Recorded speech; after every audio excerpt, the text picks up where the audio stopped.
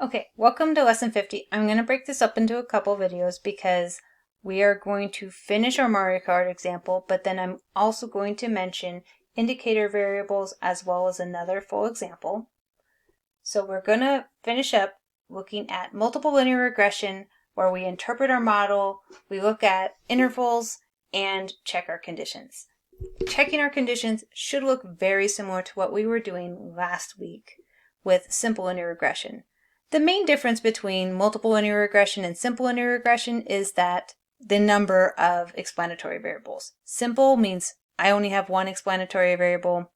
Multiple linear regression means I have more than multiple explanatory variables. So here, once again, just to remind you, in this scenario where we happen to be lucky enough to have population data, we have the ability to have a population line. So we can go ahead and plot a line that best fits all observations in the entire population. Most of the time, we will not be this lucky.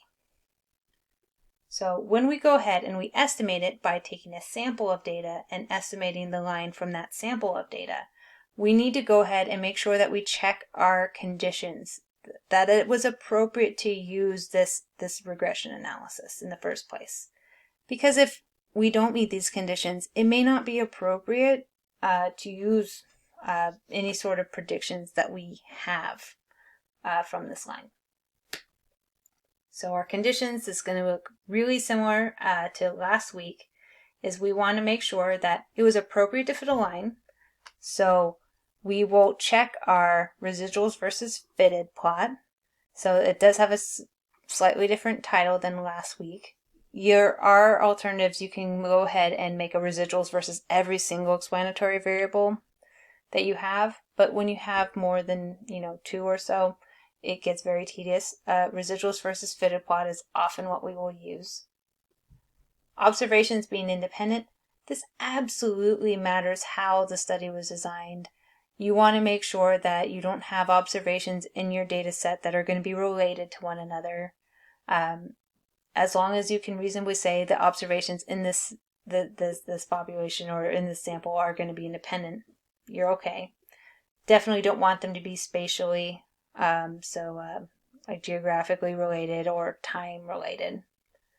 And then you will look at constant variance. This one's that they're normally distributed.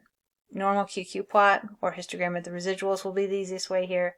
Constant variance here. This is going to be constant spread in that residuals versus fitted plot. So you don't want to see fanning out or funneling in. Fanning out and funneling in, bad news. So checking our conditions here for Mario Kart, because we hadn't brought them up yet. So, well, a little bit. We had our normal QQ plot, and we said, hey, yeah, it fits pretty well. And it does. As long as the points are relatively close to, I know it's hard to see, there's a dotted line there. You can reasonably say, yes, this is relatively normal. And looking at the histogram, yeah, these residuals look roughly, like, I would feel pretty comfortable saying this is roughly normal. Looking at the residuals plot, I would say, hey, looks roughly even. Yeah, you have an outlier here, but I'm not too wild about like one outlier here. So here, I wouldn't argue there's a big U shape or any big obvious curve in the residuals. I wouldn't say there's fanning out or funneling in that's really obvious in this residuals plot. Looking at this normality plot, I would say it's not grossly violated. Definitely not. These points fit the line pretty well.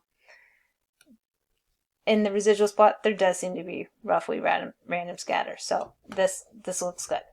So moving forward, I'd say I think the conditions are relatively well met for the Mario Kart example.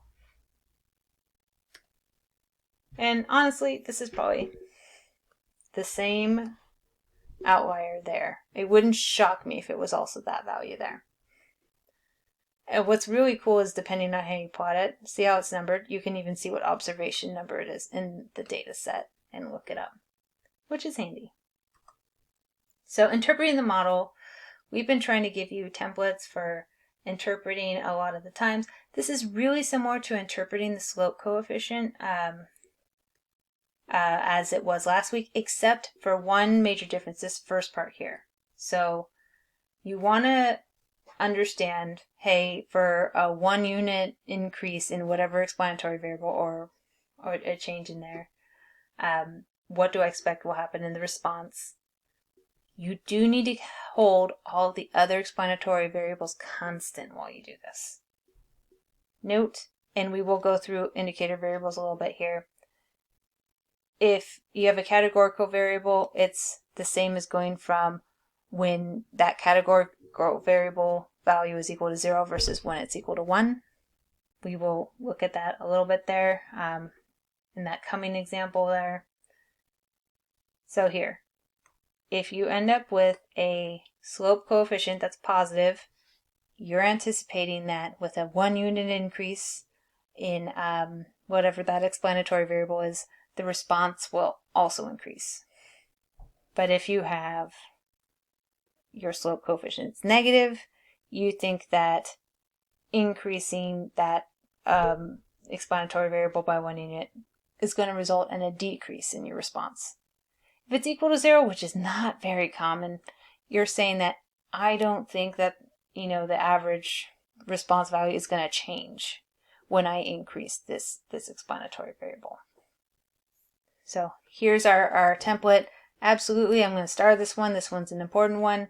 So while holding, name all the other explanatory variables here in context. So while holding blank constant for every, so in context, every 1 unit increase in the explanatory variable, and this could definitely be applying units here, the response variable is expected to, so increase or decrease, depends on if your slope coefficient is positive or negative, by whatever your slope is plus whatever the responses units are on average.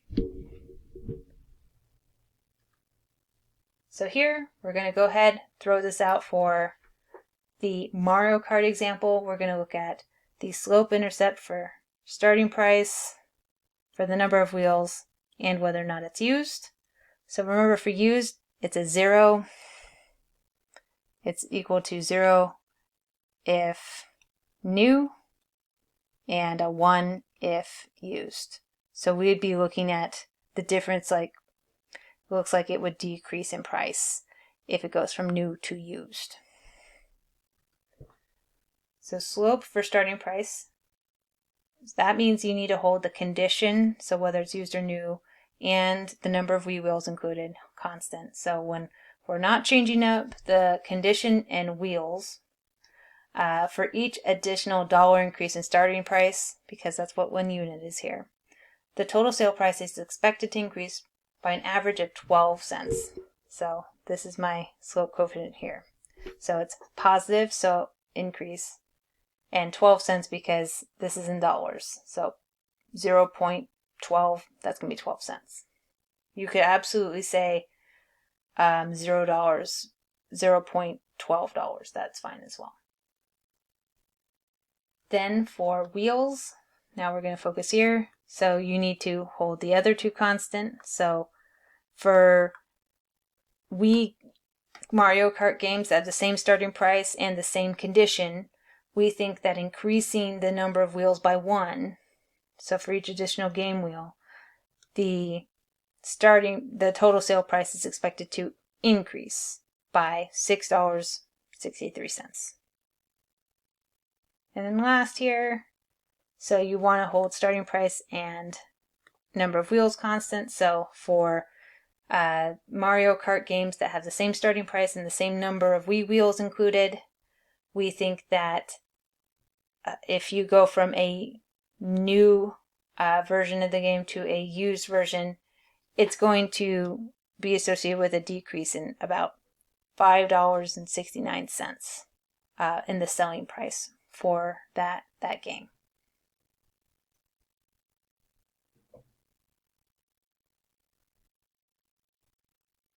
So definitely be very careful. It's going to be really similar to last week, except it'll be super important that you hold the other variables constant.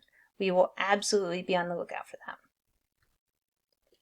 So we can also do T confidence intervals for each individual there. So that was the interpretation for the slope coefficient for each, you can do an interpretation for the slope coefficient interval in each. So here you might want to estimate what is the average change in the selling price for a 1 unit increase in whichever explanatory variable you have. So absolutely our conditions, they're going to look the same here. You want to have a representative sample. You want to make sure that you meet those 4 conditions, that linearity, independence, normality, constant variance. And once again, we're just going to always be happier if we have a larger sample size, but we don't have necessarily one set sample size that's good enough. It really depends on the scenario. So when we do this, it's going to, our confidence interval will be our point estimate from the hour output, so the estimate for that slope coefficient from R, times T star. So specifically our degrees of freedom are going to be our sample size minus how many explanatory variables you have, minus 1 there, times our standard error. Once again, our standard error is not something we calculate by hand. That's something you pull out of the R output. And I'll give a little spiel on that when we have more of an output to look at. But yeah, absolutely use software for standard error. N is going to be our number of sampled units. K is going to be our number of explanatory variables. It gets slightly more complicated when you have categorical variables with more than 2 categories. So we'll comment on that. Okay, for this example, it wants us to calculate the 95% confidence interval for beta 1. So just a note, beta 1, sorry about that, beta. Beta 1, do not write B1. It will be different. So be careful. We will want you to write beta in some way or another. It will be really important. So we want to make a confidence interval for the slope of starting price. So this row right here. So the first one, the intercept, that's always 0, then 1, then 2, then 3. Absolutely the order that you put into the model can affect which beta it will be. But here it's this row right here. So my estimate, that point 1, 2, 3, 7, 6. My degrees of freedom there, it's going to be the same as the denominator degrees of freedom from the F test. So that's going to be 137. Oops. So from F, oops. Looks like a form. Okay, so from F test. My T star, so if you're using a T table, we're going to use degrees of freedom 100, and I'll show you why. So here, absolutely, you're free to use R and find exactly what you should use. So for a 95% confidence interval, 137 degrees of freedom. If you're using a T table, you can choose between 100 degrees of freedom and 1000. So no matter what, when it comes to degrees of freedom, think of it as taking credit for a certain sample size. I do have a sample size of at least 100. I do not have a sample size of at least 1000. So I'm going to go with 100. That's the more conservative choice here. And then 95.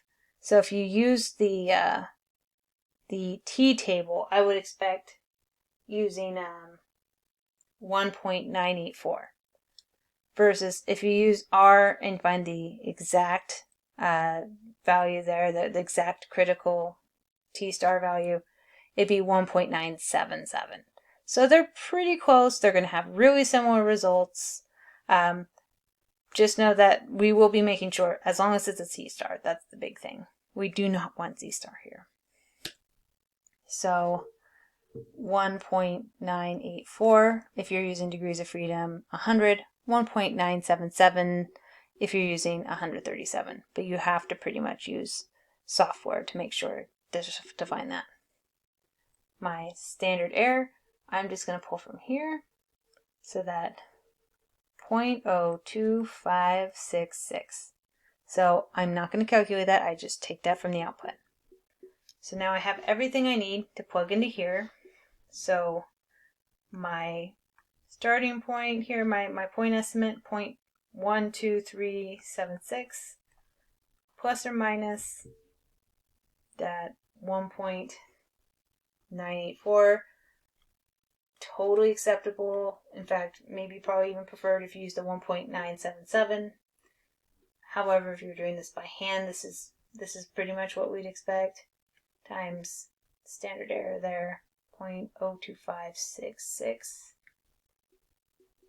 I get something like 1.2376 plus or minus 0.05090944. Really, really long. I'm going to round here. So I'm going to emphasize, hey, they're both positive endpoints here. So 0.07292. 0.01747.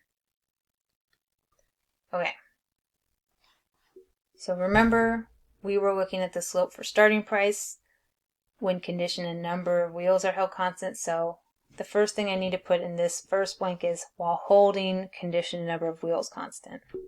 So while holding condition, so as long as we're looking at something like two games that are both used or two games that are both new, not mixed, and number of wheels,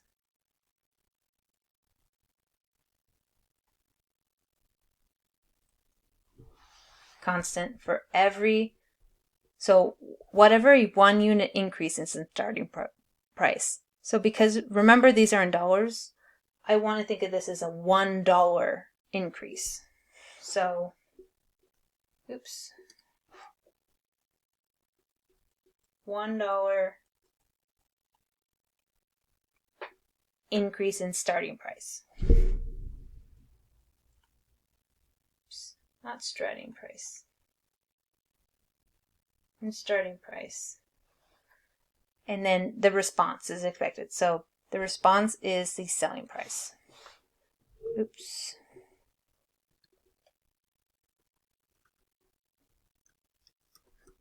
Sorry, just a second.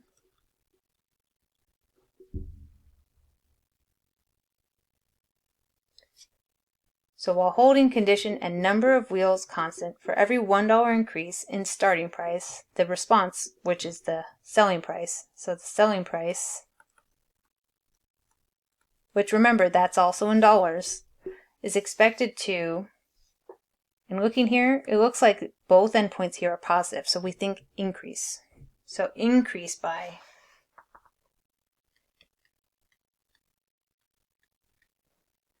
and then my lower here, so increase by 7 cents, which is not a lot, to, I'm going to also say increase here. Because remember, it could be mixed match. It could have had a negative and a positive. To increase by 17 cents. So it's not a lot. So I think for each additional dollar in the starting price, for two games that have the same number of wheels and the same condition, I think that each additional dollar and starting price is going to increase the selling price by anywhere from 7 cents to 17 cents on average, with a point estimate of a 0.12, so 12-cent increase. I should write in here somewhere, this is a 95% confidence. That would be important as well. So there you go. With 95% confidence while holding condition and number of wheels constant for every $1 increase in starting price, we estimate the selling price is going to increase by 7 cents to 17 cents on average, with a point estimate of a 12-cent increase.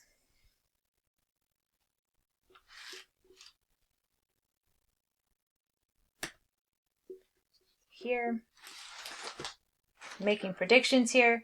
So remember, you your predictions are only as good as your model. If you have a bad model, your predictions are going to be horrible. So you really, really want to have a good model here.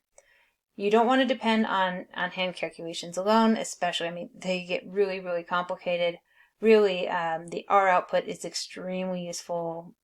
Please definitely don't do the stuff by hand. It comes down to you end up having to do all this matrix stuff, and we're not going to go into that. No, not at all.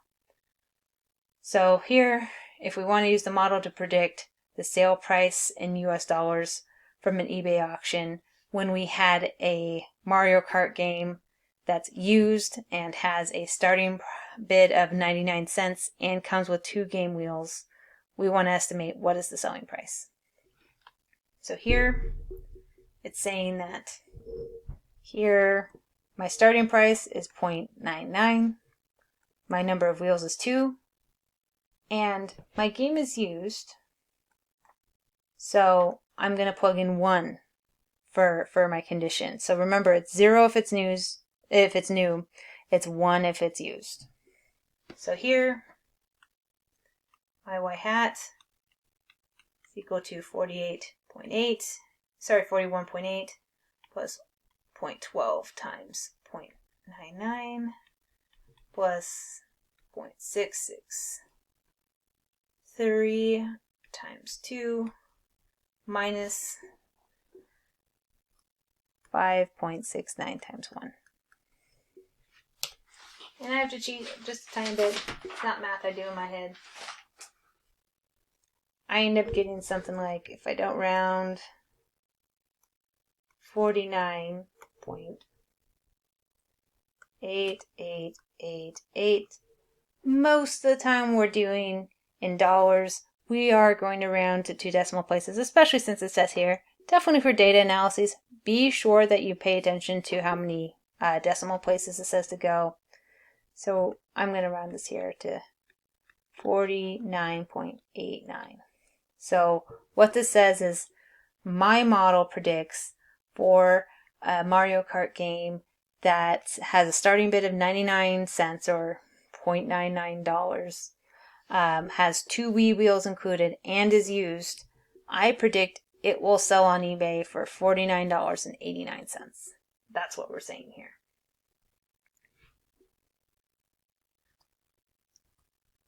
Oops, there it is. Filling out. Coming up next, I'm going to talk about categorical explanatory variables as indicator variables. It will be a separate video. That'll come up next.